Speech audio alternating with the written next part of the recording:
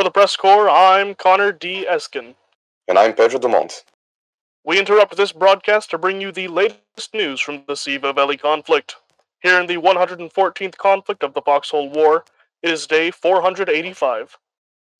The Warden advancement across Umbra Wildwood continues, with the northern forces having pushed past Sentry on their approach towards Thunder Row. They are south of the bulwark town of Thunderfoot. Things are not all on Backfoot for the Colonial Legion, as they continue their assault eastward to reclaim parts of Reaver's Past, lost months ago to a Warden blitz down Endless Shore. The Colonial holdout of Idolo was used as a launching point earlier this week to recapture the entirety of the central island of Fisherman's Row, though some minor Warden holdouts still remain on the surrounding islands. Across the aging ocean, Wardens have pushed into Westgate once again, bringing the fighting as far south as the Night's Edge outside of Kingstone. And finally, in Lockmore, the Colonial Legion may find itself soon under siege in Firemore, if a similar Warden force is not kept out of their back lines. This is your reminder that the PressCorps is focused on the Able Shard. Combined casualties for this conflict have reached 2.5 million men. The Colonial Legion suffers 1.28 million dead, while the Wardens have suffered 122 million casualties. 370,000 of those deaths can be attributed to the contested region of Lynn of Mercy, where 204,000 Colonial Legionnaires have lost their lives, as well as 164,000 Wardens. Various reports have come in from local offices across the backlines that battle tanks, such as the Lance 36 and Flood Mark 1, are nearing or have completed their testing phases. These mobile battle stations may be fully operational and provide incredible firepower on the front lines, with most of these vehicles firing 75mm shells at their base variants. Large-scale naval operations seem to be back in style, as both sides have been fielding large ships that include the Callahan-class and Titan-class battleships. If you're in the western portions of Raqqa, keep your head on a swivel for these behemoths, as they are truly a sight to behold.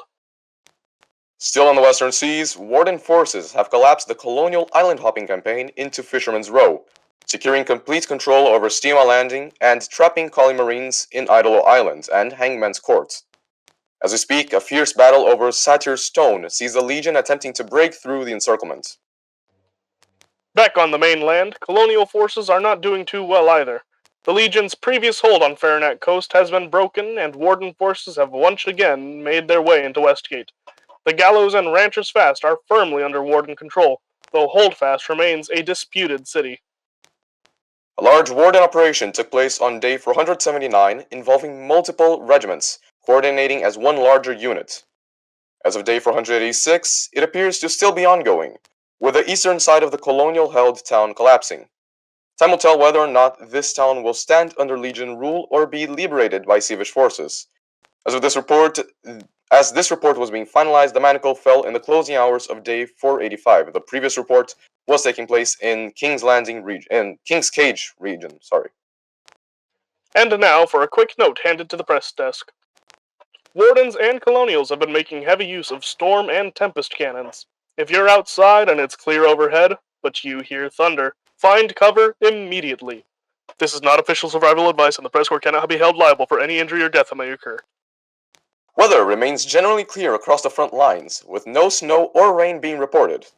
The PressCorps will update you on the latest news when we wreck Chasm and Reaver's Pass.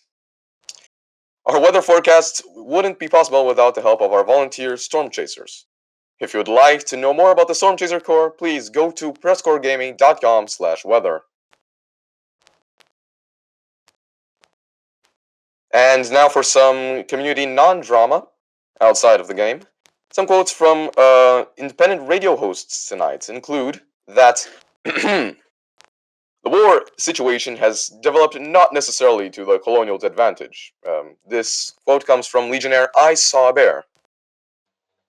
Fellow Legionnaire Real Ev0 reports, "We need more of a presence, more of a commitment.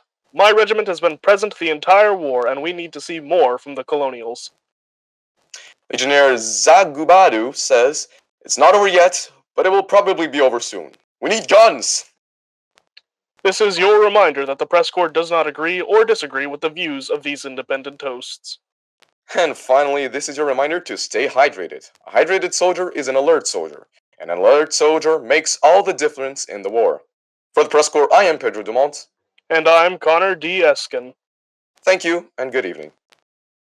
The PressCorps is an all-volunteer creative collective of reporters, broadcasters, artists, and more from the MMO video game Foxhole, developed by Siege Camp. Our mission is to engross our audience in and amplify the stories of this unique war ecosystem. The PressCorps was founded in 2018 by former Planetside 2 Radio Free Auraxis host, CaptainInArms. It is a separate community entity and is not officially representative of Siege Camp. For more information, visit our website at PressCorpsGaming.com. That's PressCorps Gaming.com.